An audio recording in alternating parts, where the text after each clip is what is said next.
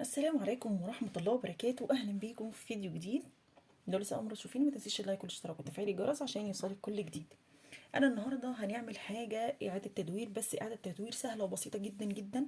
هنعمل إعادة تدوير لعلب بنرميها على طول، بتبقى جاية لنا بنرميها على طول من غير ما نتعب ولا هنعمل فيها أي حاجة ولا هتكلفك أي حاجة. يعني هنعمل منظمات ببلاش، وهقدر خلال الفيديو ان شاء الله هنقول ممكن نستخدمها في ايه. يعني انا هعمل بيها حاجه معينه دلوقتي وهقول لكم تستخدموها في حاجات كتيره جدا جدا، وكل واحد طبعا اكيد عنده افكار كتير، ويا ريت تكتبوا في التعليقات طبعا عشان كل واحد يستفاد ونستفاد ونقدر نعمل لكم الافكار اللي انتوا برضو بتقولوها.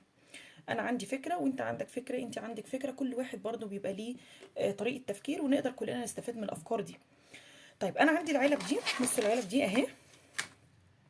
هي العلب دي الله اكبر مش محتاجه ان انا اعمل لها اي اعاده تدوير خالص، يعني مش محتاجه ان انا احط لها ستيكر او احط لها لزق او قماش او الكلام ده. هي انا عاجبني لونها الفضي ده جدا جدا، هي بتيجي بالشكل ده. العلب دي كانت جايه في علبه اللي بيبقى فيها البسكوت والكحك، متقسمه كده، يعني علبه فيها الكحك، علبه فيها البسكوت، علبه فيها البيجيفور، وهكذا. فهي كانت علبه فيها اكتر من واحده، علبه كبيره بتيجي فيها اكتر من قطعه. فانا خدت واحتفظت طبعا بالقطع دي، والحمد لله ان انا ما رميتهاش لان هنعمل بيها منظم حلو جدا جدا. انا عندي دلوقتي درج وعندي ادوات ومش عارفه ارتبها ازاي. هنيجي نحط الحاجات دي في الدرج مع بعض بالشكل دوت. تعالى اوريكم ازاي هنرتب كده القطعه دي. ادي الدرج قدامنا اهو، طبعا انا الدرج غويط بالشكل ده قدامكم كده اهو. طب تيجي نحطه هنا بقى قدامنا، وبعد كده نحطه نحطه مكانه. ده الدرج عندي اهو. هاجي ارتب بالشكل ده. انا حطيت ادي قطعه اتنين، بصوا واخد قد ايه، 3 4، فبالتالي هيقدر يشيل معايا حاجات كتيره جدا. وادي واخد كمان من الجزء ده، الجزء اللي فاضي ده برضو هحط قطعه اتنين اهو.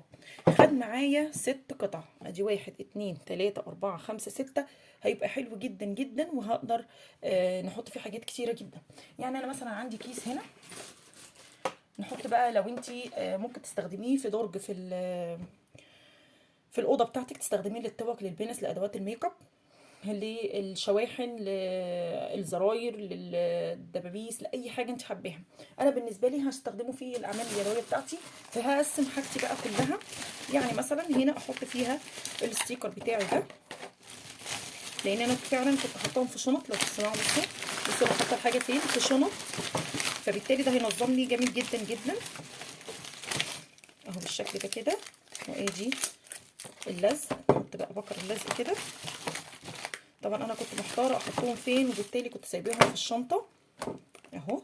اهو ده كده اللزق، اللزق الكهرباء، وهنعمل بيه اعمال يدويه كتير جدا، خلي بالكم. ده كده الالوان اهو، وبرده لسه فاضل مكان تاني نحط فيه لزق تاني، نحط الدبل فيس مثلا اهو بالشكل ده. طيب عندي كمان وادي بكره تاني اهي. لا بس واخد حاجات كتيره جدا، يعني درج او مثلا عملت منظم لوحده كده حطيت فيه لزق بس. طيب واحد تاني هبدا احط فيه الخيوط او الستان اللي عندي برده. بصوا عاملاها ازاي، عامله الشرط كله على بعضه، فبالتالي ده هينظم لي جامد جدا. وادي نبدا نحط الستان كده. بصراحه حلو جدا اهو كده قدامكم كده. كمان نحط الخيوط دي.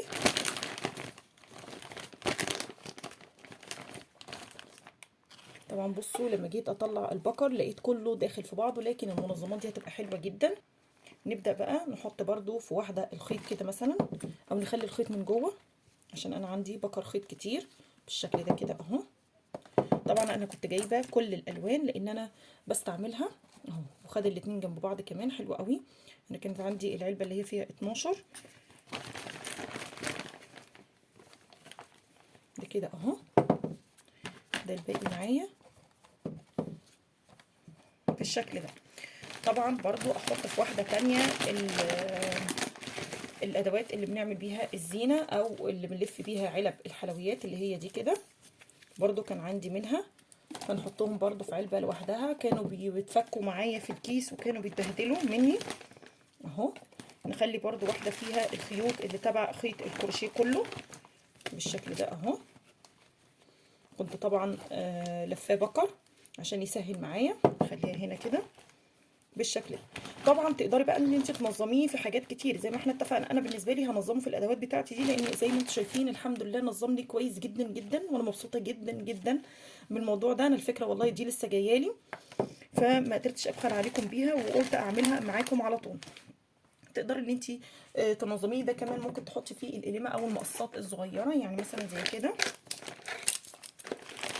عندي مثلا الدباسه والقطر بتاعي والمقصات الصغيره بالشكل ده، تقدري ان انت تحطيهم كده. كمان تقدري ان انت تعمليه في المطبخ، تحطي واحد فيه المعالق، الشوك، السكاكين، الادوات القطاعات. تقدري ان انت تحطيه في النيش، والحاجات الخاصه بتبع النيش، الفناجيل ممكن الصغيره، الاكسسوارات، الحاجات دي اللي تبع الزينه بتاعتك في اي وقت بتعمليها.